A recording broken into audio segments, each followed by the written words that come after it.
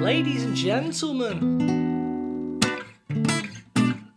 welcome back to RAYGO Reactions.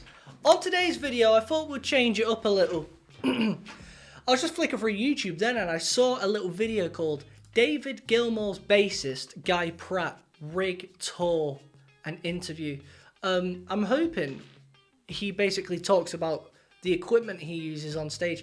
Now, every time I listen to Pink Floyd, as you guys may know, one of the things that stands out the most to me is that bass. Seriously juicy, and you can feel it. Like, you can literally feel it. Not only hear it, you can feel it. And I've always been thinking, like, what is he using? Because I record my own music, you see, so I like to get these details so I can jot them down and try and recreate them sounds myself. So, without further ado, let's have a little listen to what Guy Pratt has to say, and hopefully he gives us the secrets to what it is he's using. Let's go! Here on my right, the legendary Mr. Guy Pratt.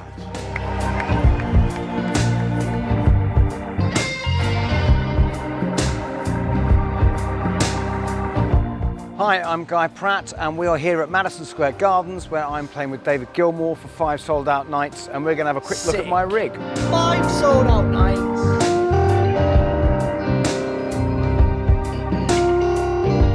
Right, so this is my, well, it's all my custom. It's not custom, but it's my signature. This is my Ashdown Interstellar 600, which is an amp I designed. Something that Mark and I had talked about for years, which is sort of based on the old WEM stuff.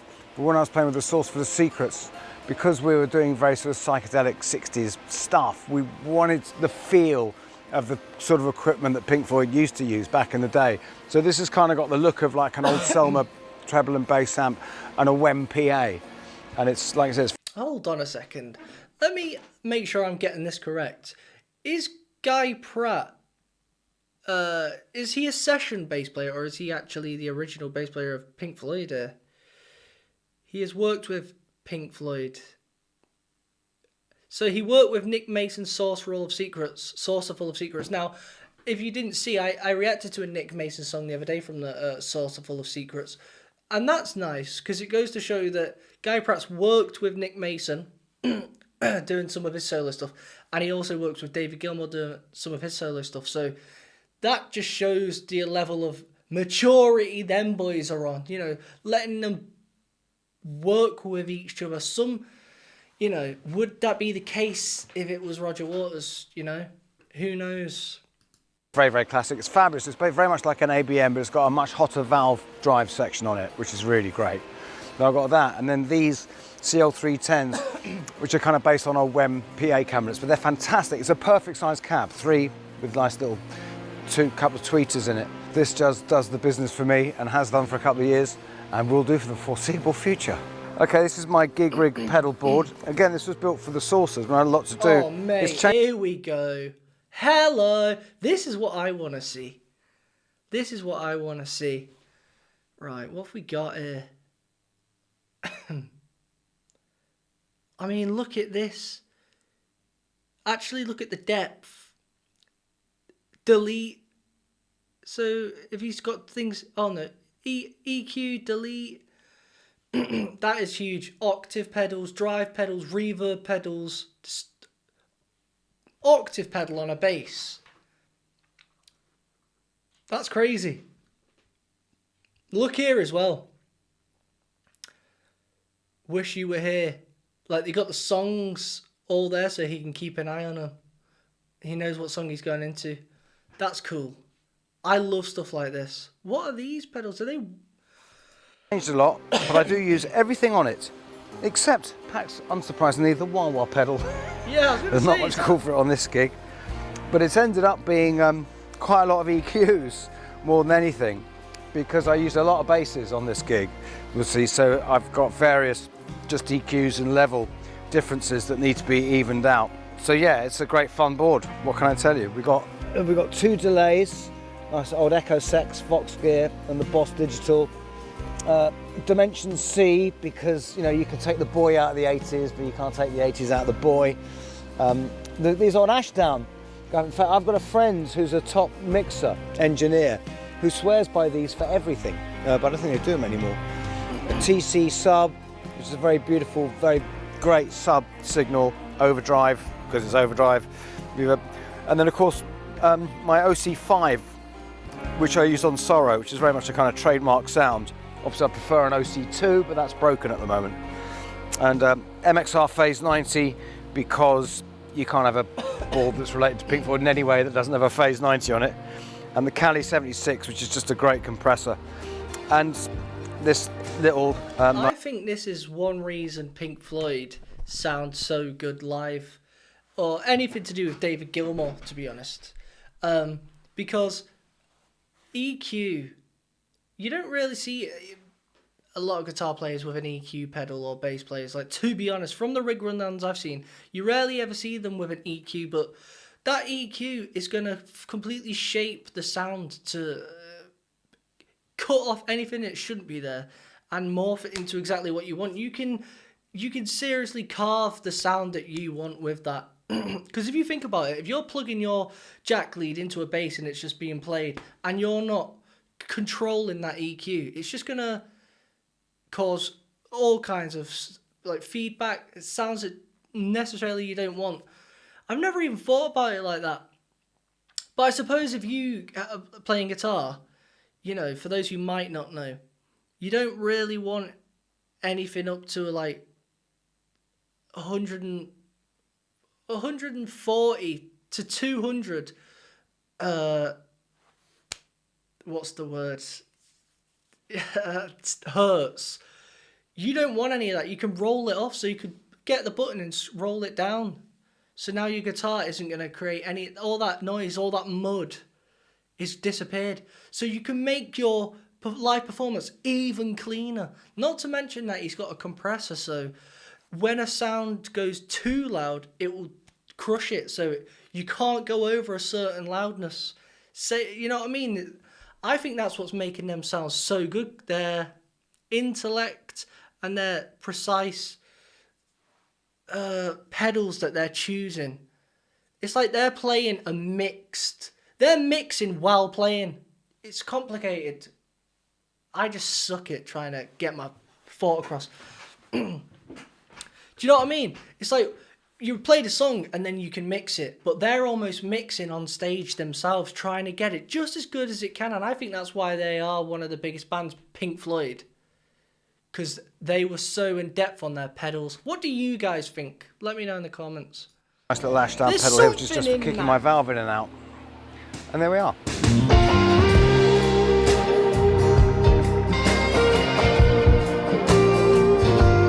The Gooday family, Mark Gooday, the people behind Ashdown, made my amps my entire professional life.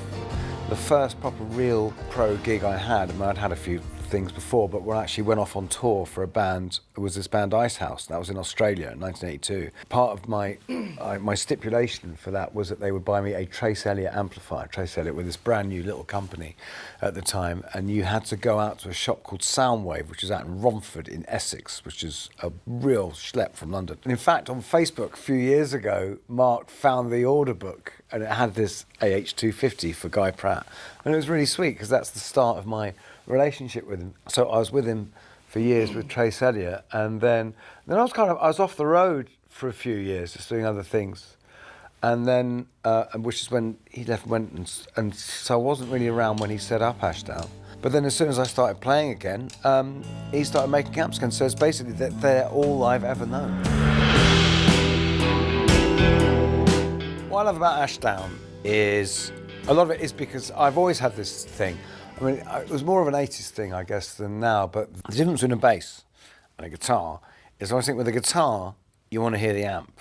With the bass, you want to hear the bass. Again, I think that comes from being an 80s boy when everything was very, very hi-fi in terms of recording things. I mean, now I want to hear the amp, but I don't want the amp to colour everything too much. I want the amp to give it some power and to move some air and to round things out, you know, so...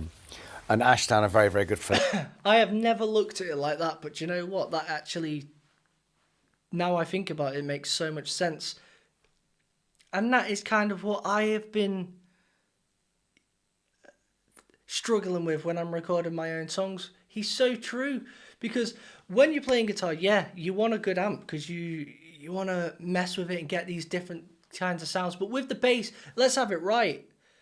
Well, at least me, I just want it to do that one thing. I want it to be the bass. I don't want to try and make loads of distortion with it. I just want it to sound very nice, thick, and do its job. So I suppose you want the amp to just be, like he says, don't need no colour. Just give me what I need. I've never thought of it like that. This is why these videos are good. Because I guess when it comes to bass, in that sense, you just want a really nice sounding bass with good pickups and etc. Whereas with a guitar, you can get quite a cheap guitar, but you can make it sound good with an amp. No way. They're very transparent. Really, what I like is that you can be really dish dash with your EQ, just like bit of that, and it's like it's all fantastically responsive, you know. Because I'm not really an audiophile, I'm not great at all that stuff. I can't really talk a good game on the frequencies and everything anymore. So I guess then Ashdown works for me because it's just very punter friendly, if you like. You know, you plug it in, it's great. I mean, basically, I've had times where I've just plugged in and not done anything. It's like, fine, that'll do. You know, the ABM is kind of one of those things. It's a perfect head. It always has been. I love those things. It's it's a real kind of workhorse. You don't really need to do much with that. They used to make me personalised ones, where I had one which was just a different colour, and they sort of done some tweaking on the preamp stage, and that was just 9. So because it was nice, it was 9. But then for years we talked about this idea of doing something whammy. It kind of goes back to actually to David Gilmour's 2006 tour, where because David still uses old Wem stuff as a joke, I think kind of Phil Taylor, David's tech, had taken the Ashdown logos off my cabinets and put Wem logos on, and it looked fantastic. And I think it was meant to be a little bit of a dig, but Mark loved it. You know, Mark and Dan, they really went for it. And he had this idea to let's do something Wemmy. So then they just started. They got some Wem cloth for my cabinets, and then we just talked about doing something that looked like a Wem. Because Wem was such great unsung heroes. I mean, my first ever amplifier was a Wem Dominator. You know, that's what I learnt the bass guitar on. So Wem's very special to me. And, you know, they invented on stage monitoring, they invented so much stuff. And Pink Floyd especially was all Wem early on. And the fact that David still plays Wem cabinets. So we just wanted to sort of, you know, pay homage. Well, there you have it, guys. For those who might not know, and you want that Pink Floyd sound, Wem. I haven't even heard of that. I need to check that out. Wem amps. Yeah, literally the first thing that comes up is Pink Floyd. So maybe, I mean, Wem amplifiers are iconic British valve amps from the 50s and 70s, founded by Charlie Watkins. That's crazy. What? So what he's saying is he stopped doing them and they wanted to recreate it, basically. To that. Also, it's just such lovely, timeless sort of design, because everything looks so everything looks like so sort of space age, or kind of like bits of military hardware now. There's something really sort of sweet and reassuring about that kind of, you know, look. Basically, you know, and I think this was mainly Dan, you know, worked on this design. Obviously, the amp is tweaked a bit. I mean, it's 600 watts rather than 9 or whatever. It's really nice. So it's a perfect size. And it's basically simple watts. like an ABM, but it's got a couple of things, like also as a nod to the sort of prog element of what I've been playing, there is an input for bass pedals at the back. You can play your Morg Taurus through it, which I actually was doing. And like I said, and it's got a much dirtier valve on it than the ABM has, and it sounds, you know, which is really great. A couple of songs on this that's really good for as well.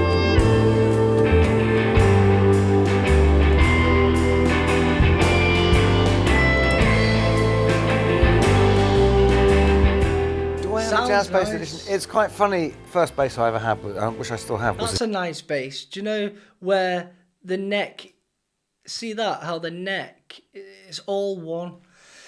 There's something about that I feel like surely makes the guitar a better sounding. I've always thought it, like, if I could somehow have a Stratocaster that was all one. You got to think that's one piece of wood that's been carved into this perfect thing. But the thing is, it would just never work, I don't think. Because what happens is the neck. If you put that guitar in an environment where it heats, it can mess with the wood. At least it can on acoustics. I don't know if it can on the electrics. Let me know in the comments. Do they have Stratocasters where they fully mould into the body? Because that would be sick. But there's something about it, I always feel like surely that's got to sound better. Whereas, like, I've got an acoustic there, a Taylor, and you can take the neck off it. And I just think, I didn't even know, though, until I bought it. But looking back, I feel like an acoustic guitar's got to be one piece. That's just my... Again, there's no science behind it. I just feel like surely it would sound better and it's more magnificent as one piece binded. The first bass I ever had, which I still have, was a Jazz. And I think there's something about whatever the first bass you pick up is. So obviously the Betsy is my, special favourite. And in fact, of course, you can buy replicas. The Bass Centre make the Betsy replica, which Bass Player magazine voted one of the top 10 basses of the 21st century. David will argue with me this for years. This is the funny thing, my main gigs are gigs that require precision. And I still don't get precisions, really. I get them a lot more. I know it's not them, I know it's me. It's the classic, it's not you, it's me. There's something about the neck, there's something about I just like the bite that you get from the bridge pickup, which to me is slightly missing in a precision. I love the sound of a precision in a band, but I think it's more on its own. You just can't beat the sound of a Jazz. There's a very interesting thing we're doing on this. There's 2 songs on the Luck and Strange album where I played bass on it, and I think I played on my stack knob Jazz, my 1960s stack knob, which was a wedding present from David, in fact. But I played bass on that. And then David did this sort of noodle bass track over the top where he played a Hofner violin. And so we were trying to find a way. He said, obviously, you've got to play both parts live. And I couldn't just do the bass bits on the violin. It just didn't sound right. And you couldn't do the high bits on the Fender. So Bill Nash, who builds me a lot of wonderful, wonderful basses, I cannot praise him enough, gave me this beautiful, like a Telecaster bass. It's got the old Telecaster, sort of old precision pickup. But it also has a Jazz pickup in it. So I thought, hang on, maybe there's a way we can use this bass to be both a Jazz and a Hofner violin for the high bits. So what we've done is it's got round wound strings, my usual round wound strings for the E and the A, and then the top 2 strings are flat wounds, and we've put a bit of foam under the bridge. So the bottom 2 are a Fender. The top 2 are like, and it really works. Dum, dum, dum, boop, boop, boop, boop, boop, boop. And it's really, really good fun. So I'd recommend that to anyone if you need. Sick. If you find yourself needing to be 2 basses. That is The sick. one thing I would say to young musicians is revel in the fact that you have access to more music than anyone ever has. And there's more stuff to learn from, more to play, more to kind of just delight in. And I would say that's the stuff to enjoy. And the one thing, and I say, because I've got a son who's trying to do music, is the one thing is music really is just about playing. It's just about playing it and finding people to play it. Because it's the one or thing in your day-to-day life that can be transcendental.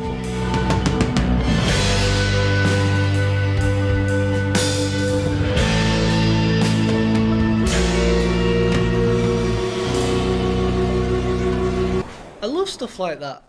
You know what? He seems like such a nice, genuine guy. Like you would just see in a shop, in a pub having a pint. It's not got to his head what he does. You know what I mean? Like I wouldn't recognise him down the street, but he's playing alongside David Gilmour for 5 sold-out shows at Madison Square Gardens. That's insane when you think about it. There's something about that I feel like that's so much cooler than being someone who's huge. Like one day you're just walking down the street with your family, go to the shopping mall, and the next night you're playing in Madison Square Gardens for 5 nights on a row, and 5 nights after that, back in your own house chilling on a Monday. No one knew any wiser that you was playing the bass in David Gilmour's band. That would just be so sick to have that. That's the dream right there. Because, I mean, I don't know about you guys, but the thought of being seriously famous where you can't even walk down the street. I don't know, there's something about that I feel like would suck. You know what I mean? And I think a lot of reason I say that is because pretty much every celebrity says that, don't they? They wear caps and they don't want to go out and whatnot. Every cloud, at the end of the day, it would be sick to play with them. Cool video, guys. Let me know what you think. Do you like these kind of videos? Leave it in the comments below if there's any more little rig rundowns or whatnot, or little documentaries, because it's a change of pace for me and I just enjoy it. So, like this video. If you want to request a video song of your choice, follow the link in the description below. Until next time, peace out.